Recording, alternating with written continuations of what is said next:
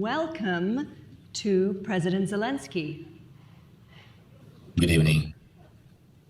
Hello, hello. So, shall we get started right away? Thank you for joining us. So, let's talk about today's news, which is European Union accession. The EU has recommended that the bloc open negotiations for membership with you. When do you expect that Ukraine will be in the European Union? Thank you so much. Yes, today is a successful day. But if I can use such word during the war, but anyway, our fighting is for democracy, for freedom, is the same values which we share with EU leaders, EU countries, people who live in EU. So so for today, that we have very good recommendations, but the result to open this dialogue about membership, this will be the decision.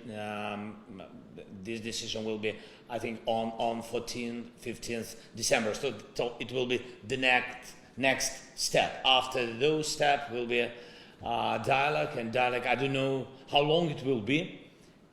Nobody knows, but that is a very important signal today, that recommendations, including reforms, first of all, reforms in Ukraine. That's a good signal that even during the war, we can do all we can, all the best we can, and we do it.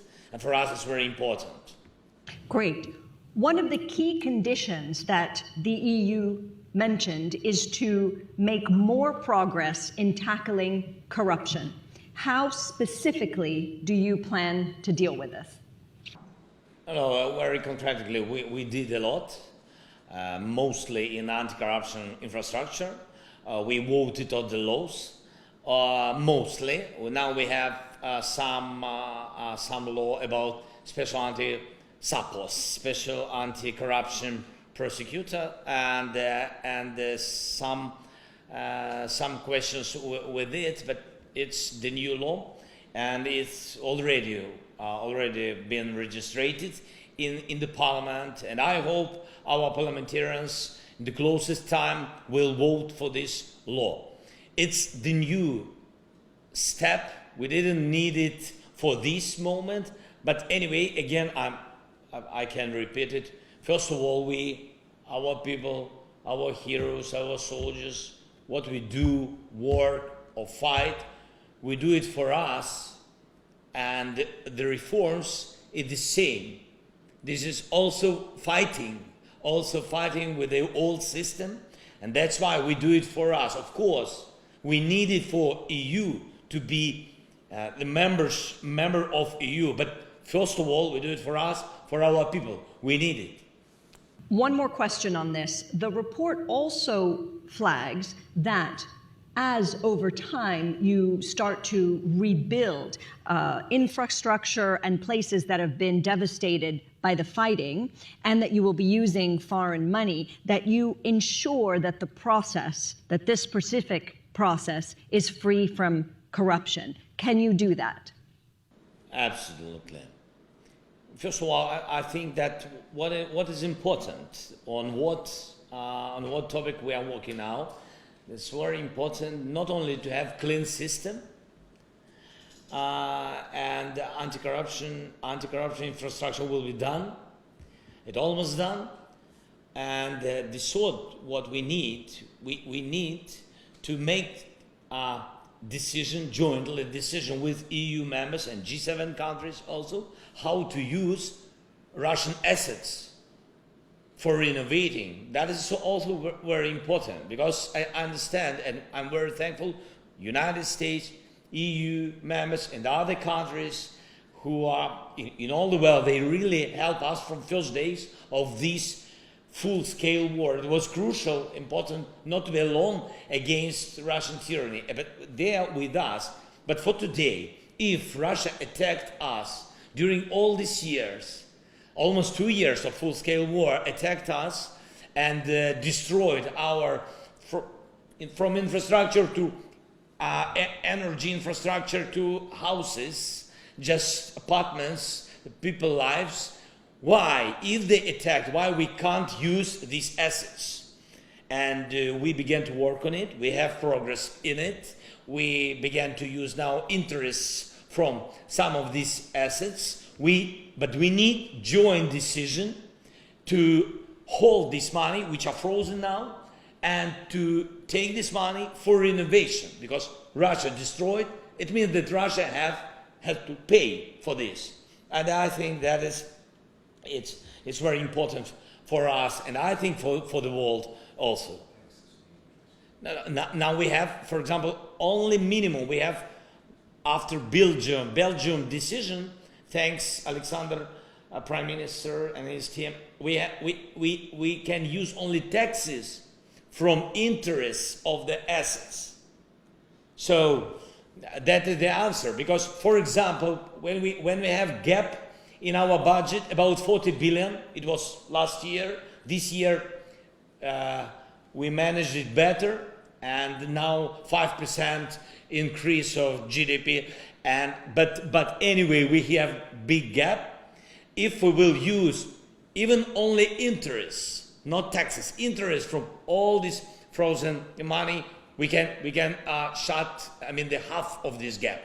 It will be more simple for the United States and for Europe. Let's move to the counteroffensive. So the Ukrainian counteroffensive has not achieved as much as you would have hoped, as the West would have hoped. Just in the last month, I believe Ukraine has taken a net 16 square meters, 16 square meters of land. What is your new plan? Thank you for your question. First of all, what does mean the new plan? So I can share some details. Yes, we have plan. We have very concrete cities, very concrete directions where we go, where we have counteroffensive.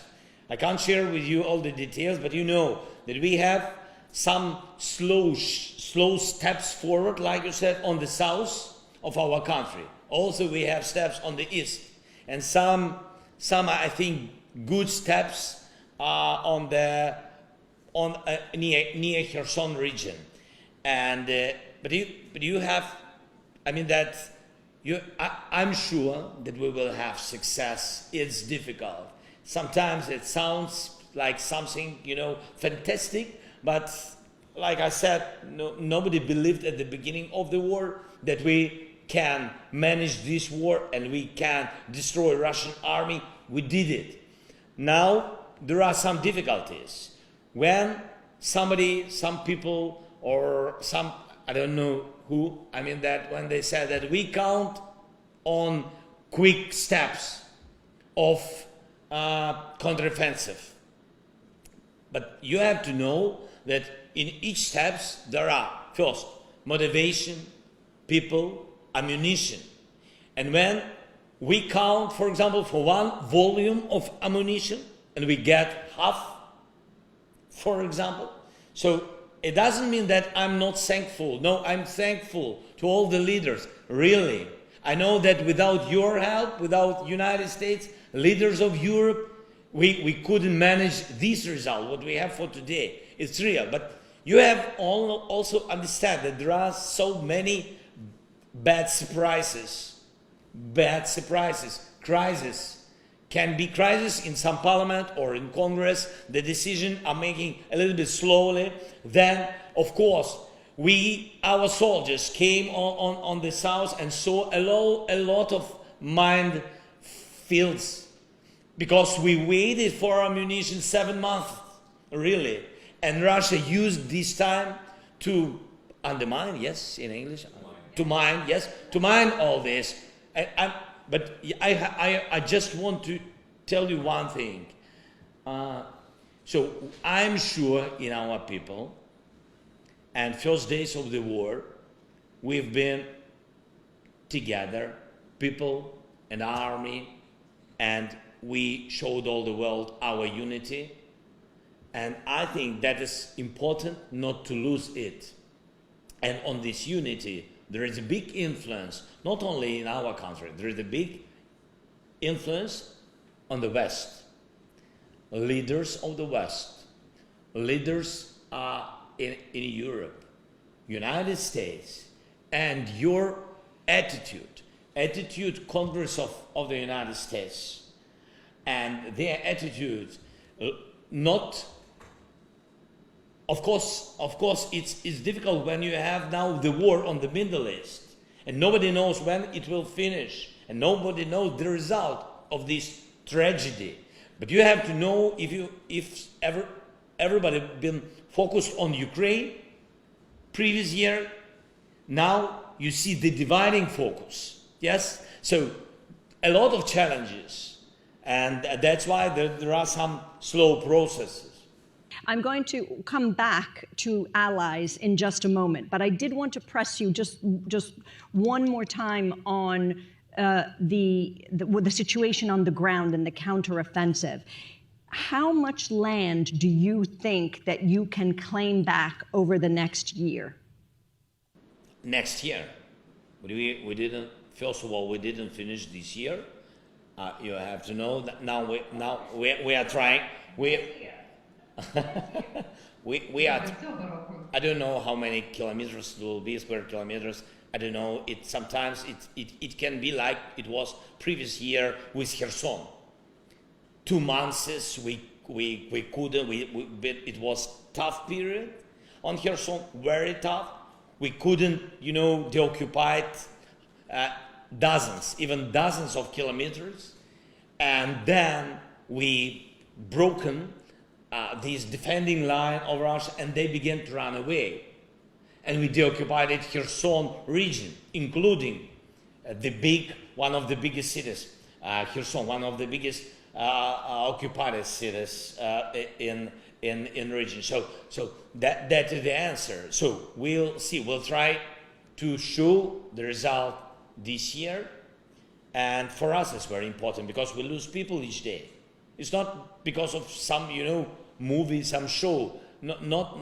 I mean that we don't need to surprise everybody in the world. Yes, we need for ourselves try not to lose each day, because each day we are losing people. Less than Russians, that's good news, but less people, but people is very bad news. So and next year we have plan. Yes, for the next year, very contracted plan, and but I will not share. I'm so sorry. I can't do it. I can't do it. That's a pity. Okay, let's move to your allies.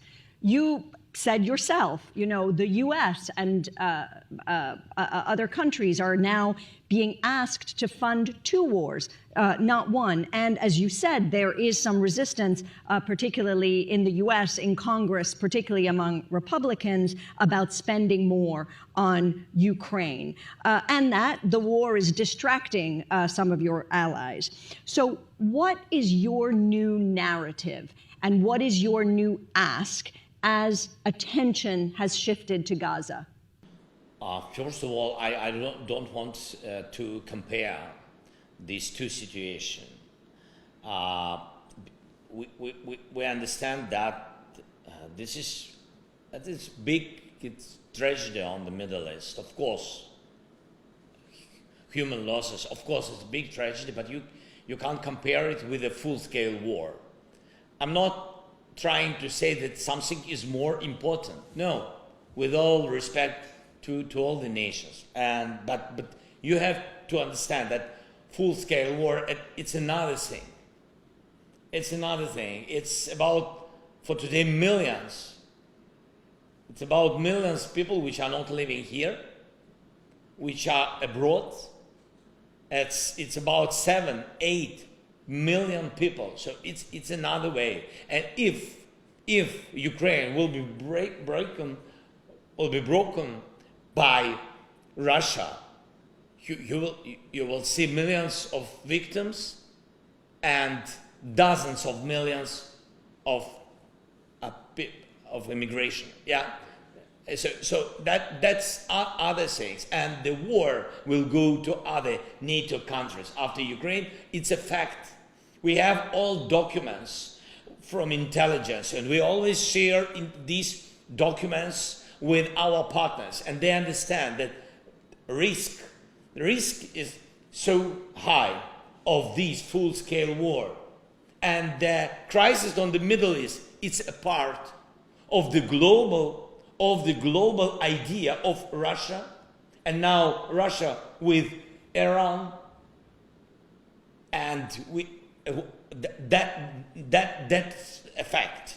And I understand that there are political challenges in Congress because of election period, because of many details. And I understand, but we can't compare it. What I wanted to share with you. Let me ask you, you mentioned, we're talking about the U.S., we're in the U.S. Here, those of us gathered in this conference are in the U.S. now. How worried are you about a possible Trump presidency? That is the decision of American people, who will be the American president. So it's really not my decision. It's good or bad, I don't know, but it's a fact. I hope that American people, that the president will always look to the attitude of people, of society. If American society supporting Ukraine, if we share the same values, if we share the same,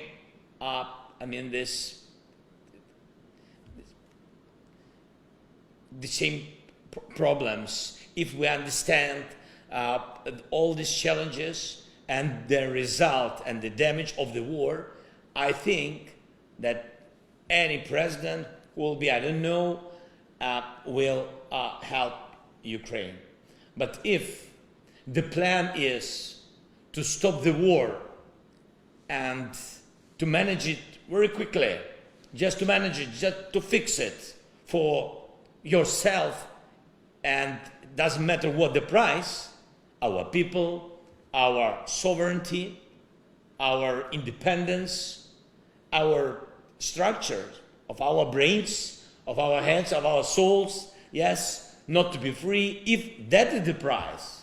So we will be, of course, we will not support such people who share such things. So that is, and of course, some voices from Republicans are now really danger. And I mean this for us, they sounds, and of course our people, afraid of such voices. It's difficult. Yeah, you understand. If United States will change the position, if changing some leaders in some institutions, including Congress or White House, if something will be like this, and if it will change your foreign policy, so what can I say? Okay, we will fight. Okay, we will fight without you, but you have to understand our people. We will do it, because for us, freedom, it's the most important value what we have, the most important, and nobody can take it off, and nobody will get, even if big leaders trying to push us to this, to this decision. Russia is not going to stop militarily. So what compromise do you want them to make, and what compromise would you make in order to negotiate a peace? Why do you think that the country which is in war, which has been attacked, have to be ready to compromise? So, I mean that we are target for today for Russians, but we are not target for the world. We are target for Russians, but Russia has to be target for the world, for democracy. And I think that is the goal. That is very important. If the compromise will be our territories, you have to understand what will be in other regions, on other continents, everywhere. From this moment, the territories of other countries, of other nations will be compromised, including Asia, Africa, and other regions. So let me ask you then, as we draw to a close, how does this war end, President Zelensky? Russian soldiers have to go to their own sovereign land. First of all, they have to go out, because this is real way to stop the war. They have to go out, and after that we can begin diplomatic platform or way how to finish the war. That's written in the peace formula. There are 10 points of peace formula, but I don't want now deeply go to peace formula. I know all these points. It consists of how to decrease 10 big challenges of the war. But for today, what is important? To go out of our land, and they will do it, and you will see they will do it. Somebody think that, what can I say? I know that there is such emotion now through some leaders. They say that, but Russia 4 times bigger, if we're speaking about population, 4 times bigger than Ukraine. It means that Ukraine can't be in war too long, because 4 times bigger. Yeah, it's true. But you have to know, I don't want to share with you, I can't to share with you our victims, our casualties, but I can say that they are, for today, minimum 5-hour casualties, 5 times less. So you've said no compromise and no solution until Russia leaves. My last question then is, China has offered to be a mediator in this conflict. Would you accept that? I didn't hear that China's proposed something. I'm so sorry. They had their proposition, very concrete proposition. They had list of steps. I remember this. That is from their vision, peace decisions, and not only them. Also, Africa had it. I had conversation with African leaders, and I had conversation with China. We are open for any voices, not Russian, from any voices, including our partners and including Brazil, United States, China, Africa. And we involve them to our peace formula. We said that we can share your ideas. It's normal. We are free. And it's not dogma that only our 10 points and that's it. Yes, our 10 points, but with your proposition, please. But everything has to be based on one idea. Otherwise, we'll never find solution. On one idea. There is idea, and the last time in Malta, after Jeddah and Denmark, Copenhagen, the last time we had 66 countries. We had 66 countries on this meeting, on the level of political advisors. And we've got, I think it was very successful. So we do have to close. We've gone over time, but I must ask you this one last, and truly this is to close. You are a comedian, an actor, a comedic actor. Can you tell us one thing that has made you laugh, even amid the tears of the past 2 years? One thing where you have laughed. Зараз ви мені поставили це запитання. Now you asked me, and it's funny. That is the last moment. Yeah, sometimes I have possibility sometimes, really have possibility to see my children and my dogs. It's really great. My wife with children and with the dogs, and it's always funny, always funny. Sometimes I'm thinking, really, looking at all these words, looking at all the crisis, Middle East, not only Ukraine, everywhere, in Africa, in the Middle East, sometimes I'm looking at this and think that the best way, if this planet will be the planet of dogs. I don't understand. Sometimes I don't understand people, really. I can't understand. I think that they are just crazy people. Well, thank you. On the note of dogs leaving the world, thank you very much. Thank you, President Zelensky. Thanks so much. Thanks so much. All the best. Bye-bye.